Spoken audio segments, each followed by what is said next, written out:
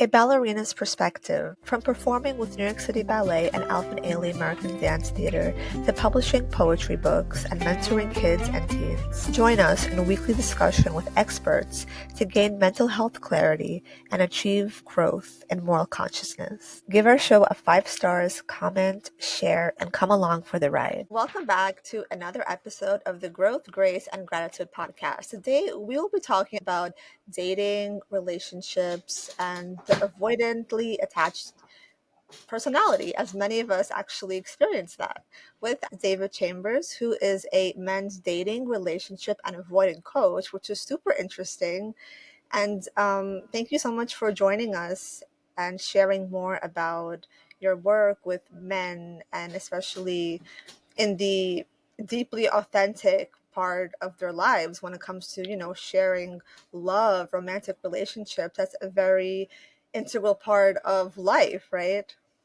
Yeah. And it's a very, like I said, integral part of life, and it's a very intimate part of our lives. It's also that part of our lives that because it is so intimate and so close to home, close to like our core being, our core like meaning of who we are, it's also the place where we hold so much of our wounding and our trauma. Yeah, 100%. And I think oftentimes as we grow and evolve, we kind of have different attachment styles. We could begin with secure attachments, and then when we go through trauma, our nervous system goes into like fight flight, and then it attaches to either, I guess, avoidant is most common, or anxious. And I feel like people who are anxious attach to the avoidant, and that's where those are oftentimes karmic relationships. And have you experienced that as well, that so many people are merging and learning even more lessons when it comes to healing when they are either anxious or avoidantly attached? Yeah, I think really, it can be generational. Like if I look at myself personally, the men in my family, like I've met my granddad a few times when I was very young, but like it's very clear that there's this avoidant attachment that runs through the men in my family.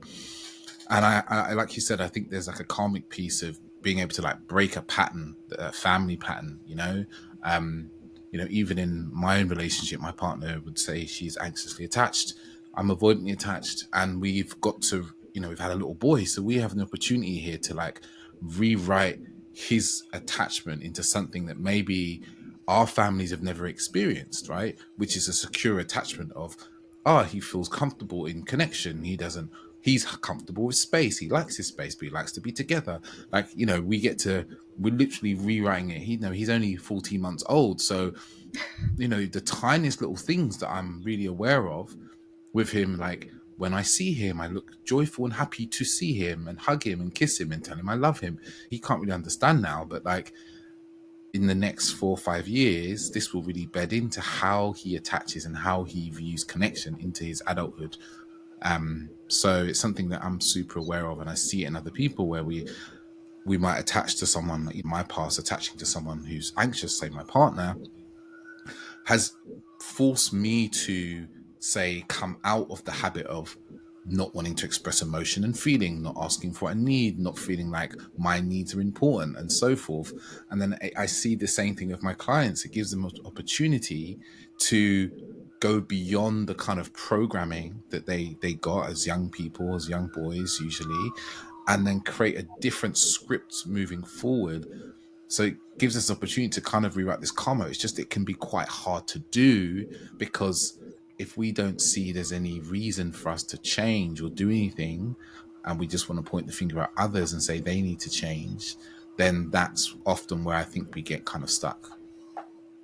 That's a beautiful realization as well, because oftentimes it is the men who are seeking deeper clarity who achieve greater commitment because they are on the path towards that desire. And I think that's very also brave and courageous, because I know a few of my guy friends who were growing up and they realized they're avoidantly attached because they felt smothered. And now, as like adult men, they just want that perceived freedom of, not being tied down, not being quote unquote trapped within a committed relationship. So, do you want to talk a little bit about, why men feel trapped, and is it about their childhood, and how can they take the actionable steps to kind of break free from those perhaps like wounded behavioral patterns? Mm.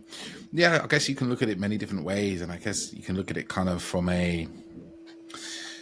looking from like a masculine point of view, or even this kind of anthropological point of view, evolutionary point of view. Is like we are wild animals in many ways. When a man would have been, there's a lot of evidence to show that men would go out and hunt and gather and look for food and so forth, and would go on great distances to do that in packs and with other men. There would be a certain level of freedom to their movement. So I think maybe there's a kind of part of men sometimes that is like inbuilt, but I think that becomes quite a generalization because not all men are avoidant.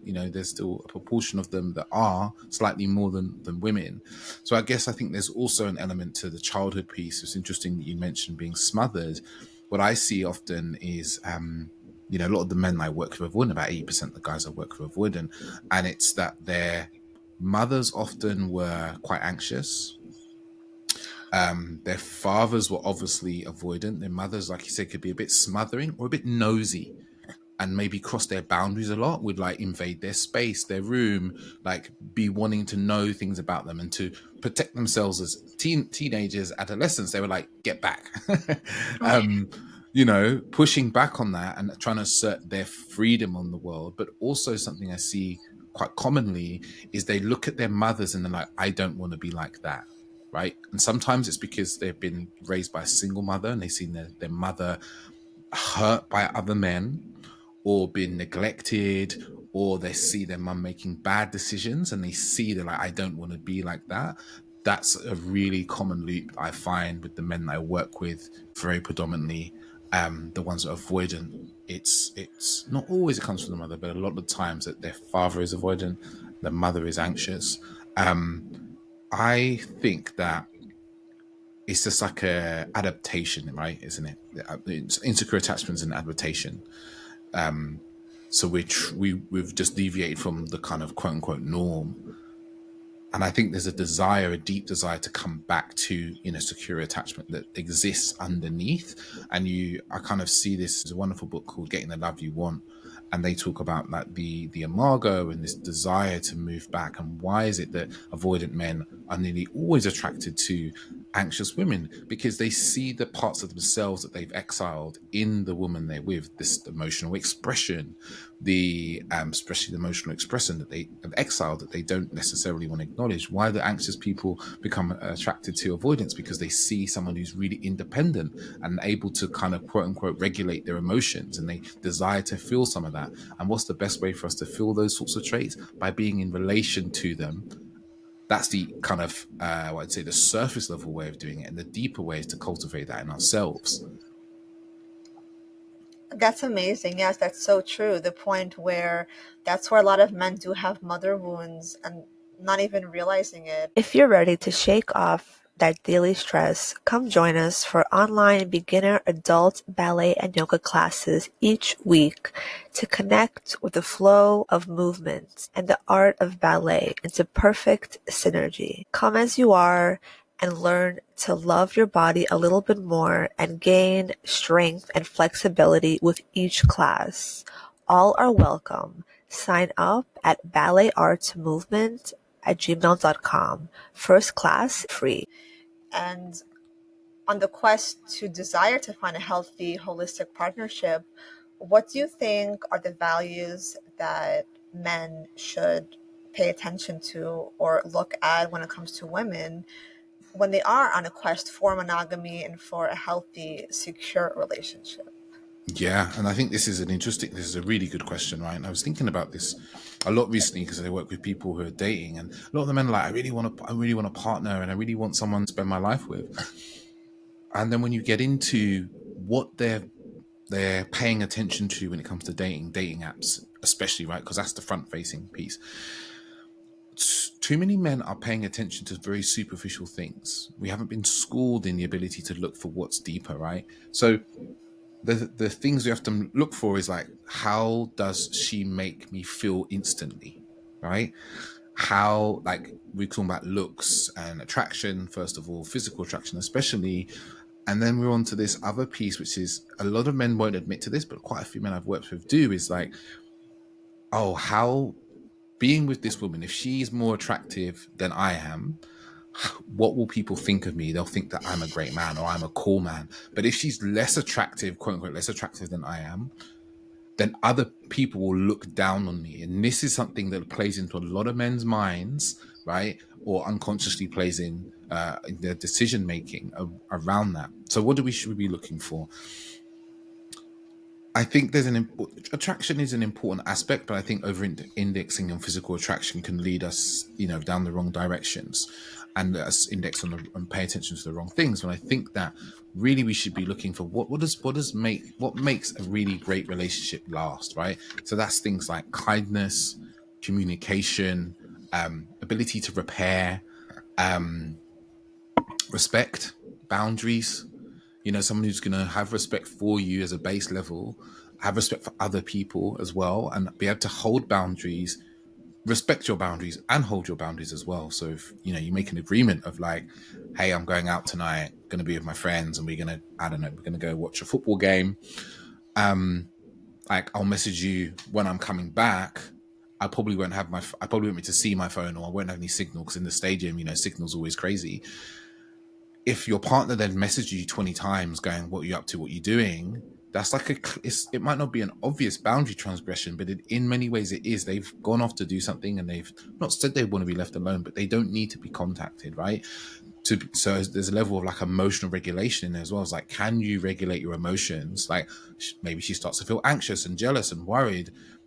Can she regulate emotions and go, oh, actually, he's away, he's watching the game, I'm going to call a friend. I'm going to go see my mother. I'm going to watch this TV program. I'm going to read over the messages he sent me that tell me that how much he loves me and cares for me. Whatever it is, right? Emotional regulation comes in many different forms. So I think that's an important aspect. And I think there's another aspect for me, which was really important to me, and I think a lot of men don't quite realize if this is important to them, but I see that it is a woman that has a healthy respect and love for men, right? Yeah.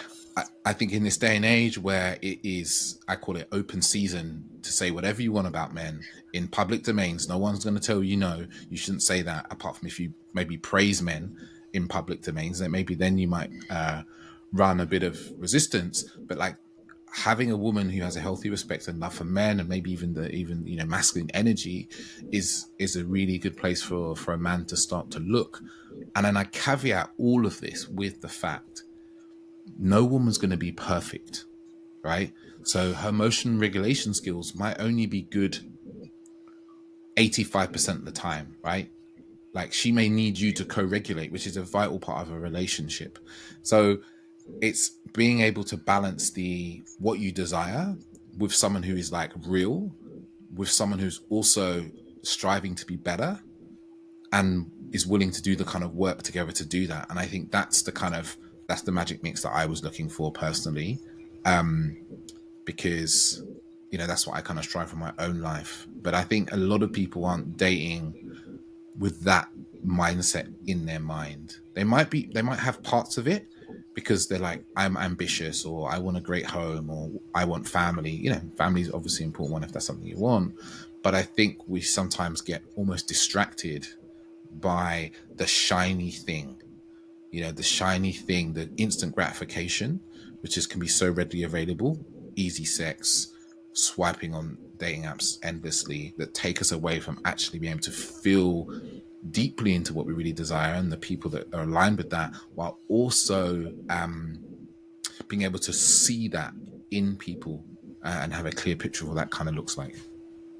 That's amazing. And like you mentioned, it's so true how paying attention how women treat men, because I know there's a big trend about feminism and hating men, thinking the superiority of it all, thinking women don't need men. Well, if that's the perception that you have, why do you want to even be around them, and why do you actually want them around you? Like, what value do you believe they bring and you bring? It's like, that awareness also from the women's perspective, like what is her value in a relationship and what is a man's value. I think that's so important. Like culturally speaking, there are so many different trends and perspectives. It's like which one do you choose to follow?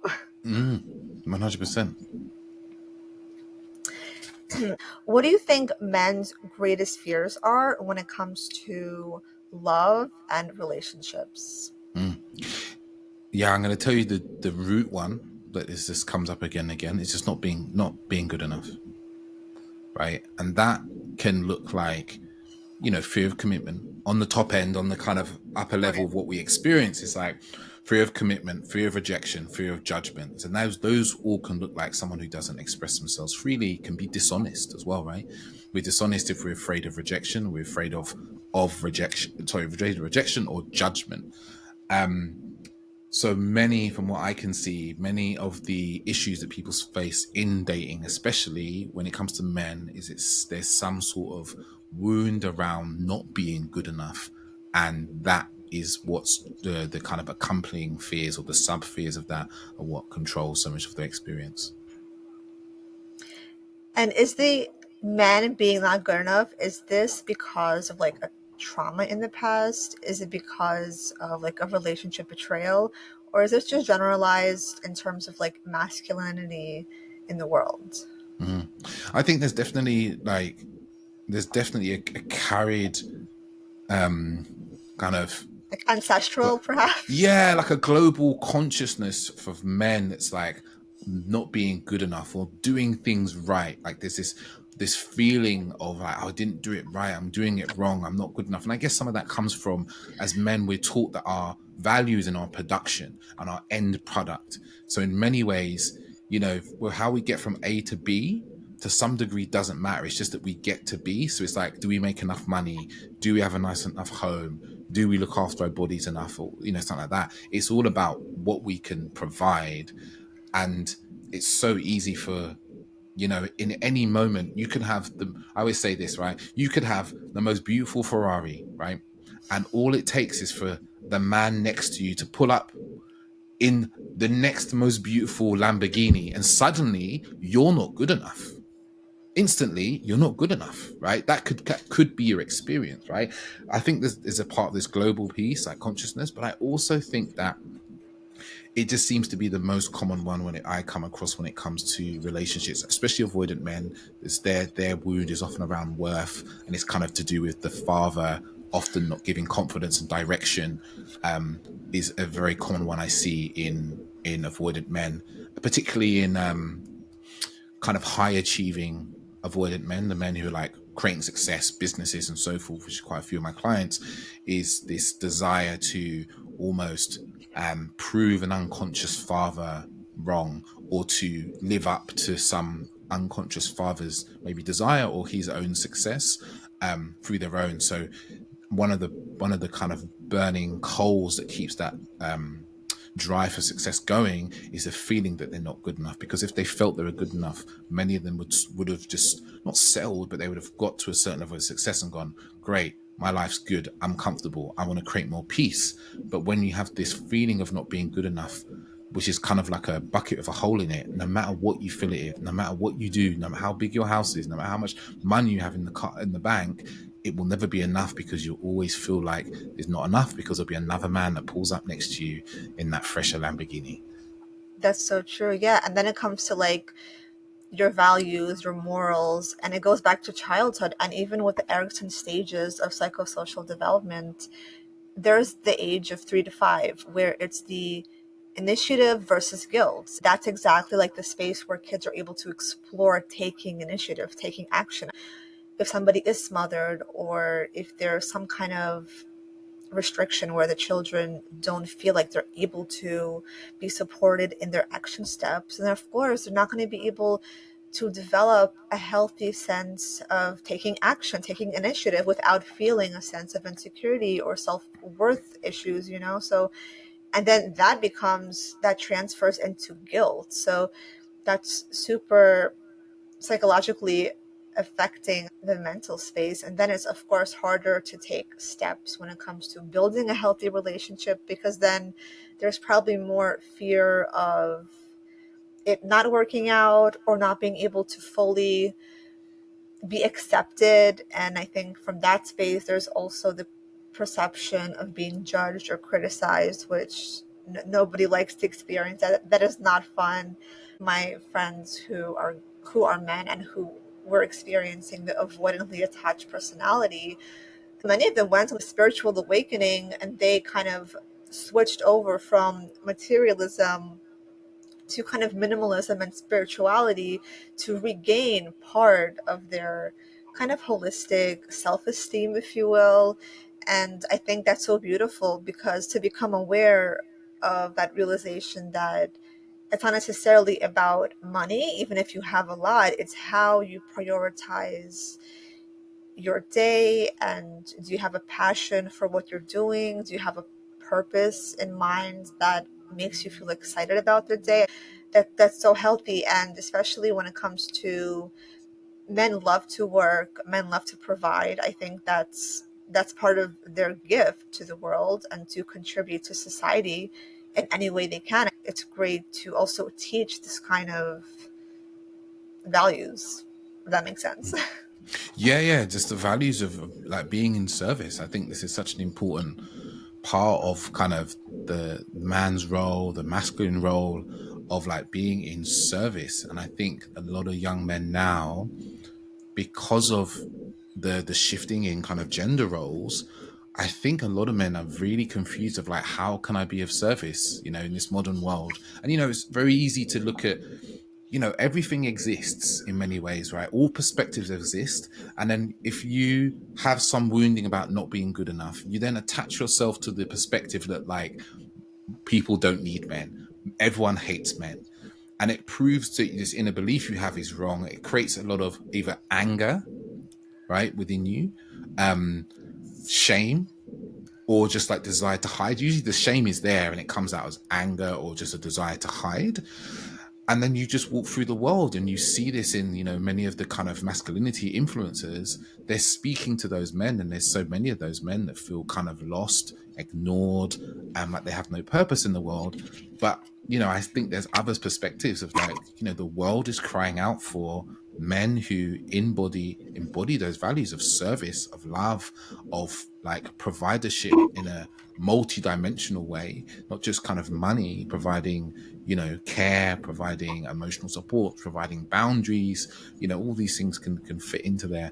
So I think that those early stages, as you described, where we start to get our independence, is so important. And something I've been thinking about recently, and I hope this doesn't take us too much off topic, is like we live in a society now where, and I've got a 5-year-old nephew as well, and I see how when I was his age, I would be like playing out on the street with the other kids on the street or in the estate or whatever. And my mum would kind of she'd kind of be able to see me out the door. But like I've noticed with my nephew, like he doesn't do those things. He doesn't have that level of independence, like mini independence of like playing on the road or like going to the park and stuff like that, that maybe I started to get maybe when I was maybe 7 or a bit older. And I wonder how this is going to affect those boys growing up into men, or those girls as well. Like how much independence will they feel they have, when their parents are like basically holding on to their coattails until they're in their teens.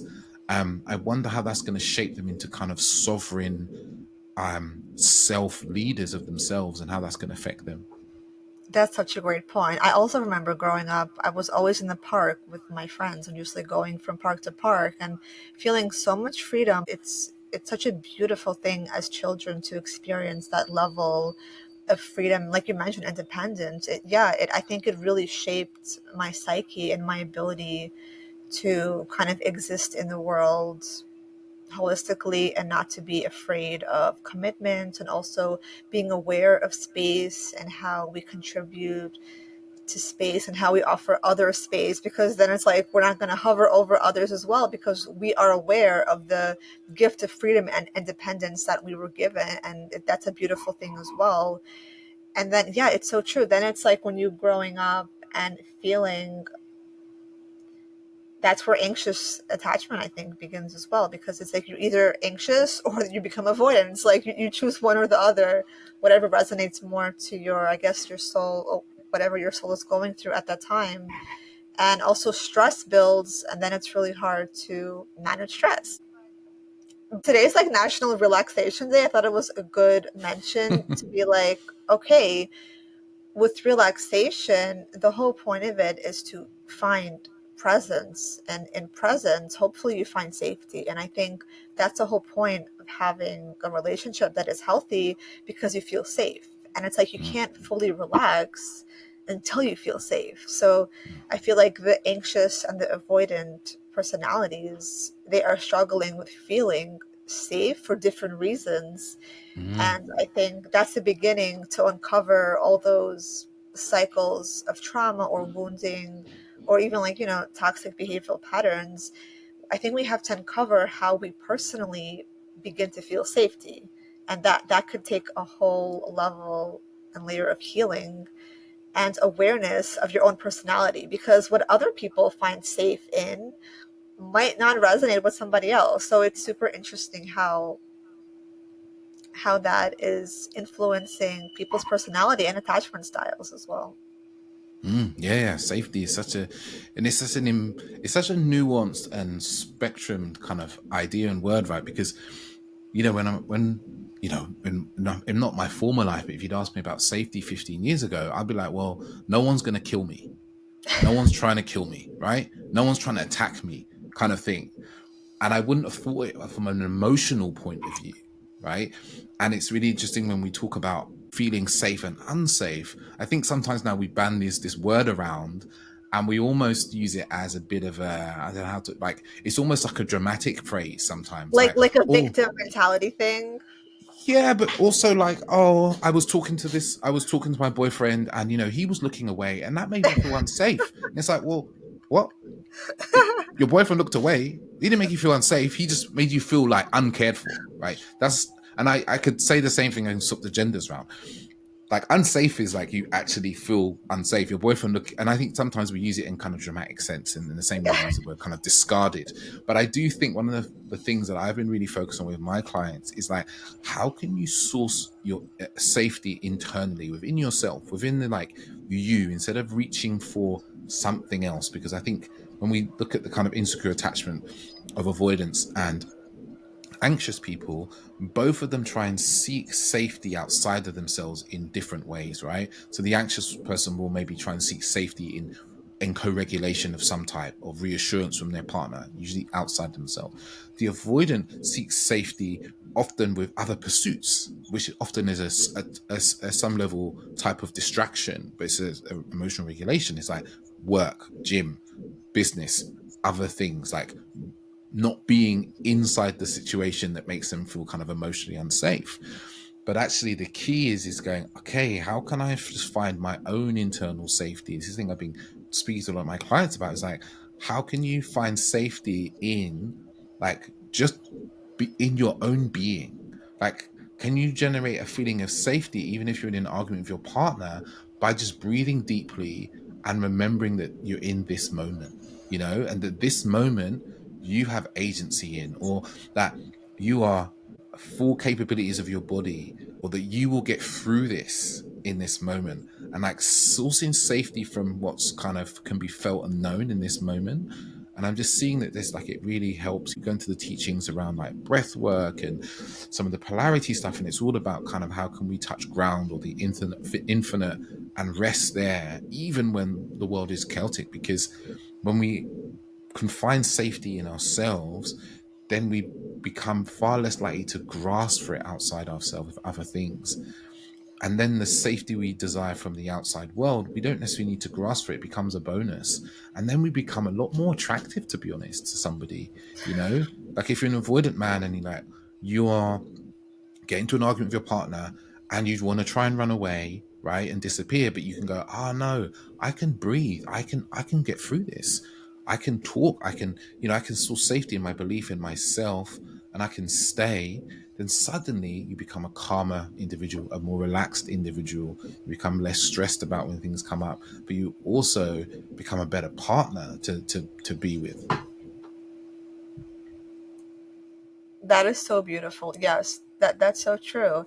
I remember one of my girlfriends and her partner were going through like a little argument, and she was leaning more towards of anxious, and she was trying to not be so anxious. And then so she tried to not reach out so much. She tried to kind of work on herself, like you mentioned, breath work, yoga, meditation. She tried to actually deal with her wounds and not project so much. And what's funny is he became more securely attached to her the more that she let go of her anxious attachment. So it's like super interesting how we help each other shift all the time when we prioritize ourselves. Like that's so beautiful to see. It manifests organically when we put in the work. It does take time and effort, but it's so wonderful to know that we can change our attachment styles if we're willing to, work through our stuff honestly and intentionally. And so much of that work, as he described it there, and I say this to my partner quite often. My partner's also a coach, right? And it's like, it's making different decisions and choices in the moment. Like, we Exactly. had this, like, so many people have the awareness. They're like, I know my attachment style, I know all my triggers, like, I know how it makes me feel. But when they find themselves in that moment, like your friend did, where there's some sort of conflict, and her impulse, the kind of programming of the attachment is to reach out and get reassurance and get into contact and find out what he's doing. And she chooses in that moment to go, no, I'm going to take a different course of action. I'm going to take the course of action that I know is going to calm me and center me in whatever way. When we simply keep making those choices, right, we grow in self-trust, we grow in self-confidence, that when another moment comes along, we'll be able to do that again. So we become more easeful. It's not all about being easeful, but we've just become a lot more comfortable. Like, oh, look, I'm starting to feel anxious. Cool, I can manage this. I'm not panicking. It doesn't even kind of radiate off being attached to my partner. And then they feel it because they're like, I noticed this thing happened that would normally make you really anxious. It might just go through his mind, right? And he notices that she just breathes or says, oh, I'll be back in 5 minutes. I'm just going to go for a little walk. And suddenly he's like, wow, okay. So she's like coming back to me more easeful, more relaxed. She's dealing with her things differently. He doesn't get activated. He's calm. He sees the change. He's like kind of blown away as well, right? Which means that even in the moments when maybe he's a little bit triggered, she doesn't react as much, or his reaction starts to shift because he feels safer to express himself and open up because of the way that she's able to, like, as I say, sand away at the reactivity. And suddenly you have two people who may still be anxious and avoidant, but their relationship functions a lot more securely. And they're not, this is something I see a lot of people do, is they're more attached to having their wounds kind of catered for than becoming more secure. So it's like, he doesn't, he doesn't reassure me in the way that I want to. He isn't there for me in the way that I want him to all the time. Like, he's a terrible human being. Or he's saying, like, she's always, wanting to talk about stuff and go into detail and blah, blah, blah, blah, blah. It's like, well, instead of pointing the finger, do the work, make the different choices, like, be with your own emotions and feelings and capacities, and start to react and respond differently. Yes, 100%. I love this. Yes. Thank you so much, David, for such a beautiful conversation. I love learning all about the avoidant personality and all things dating relationships. I'm sure our audience is going to really love this and learn about healing and just connecting more. I think it's so beautiful that we have the ability to work through our kind of wounds in a relationship format. I think it's one of the greatest gifts we can give each other. So thank you for sharing your expertise and your journey with us. Deep down, we all want connection. We all want connection. Everyone I speak to wants connection. Maybe there's fear, maybe there's trauma, maybe there's pain. And I think it's so important that we view each other through that lens. It doesn't mean we have to abandon boundaries and limits, but we view each other from that lens and not from this lens of like we're in some sort of battle. when it comes to dating relationship. It's just simply you might be coming across someone who is so petrified and afraid in ways that you don't understand, that they don't allow that desire for connection to come out in a way that is kind of pro-social, should we say. Yeah, the best place to find me is Instagram. That's why I'm very much posting very regularly there. I guess the second best place is my podcast. You can find me all the usual spots: YouTube, Spotify, Apple, all that. It's The Authentic Man with David Chambers. Amazing, amazing. And that's such a wonderful kind of closing that, yeah, it's not about competing, it's about teamwork. And I think once we have that distinction, then we're really able to build and bond with having a healthy relationship. 100%.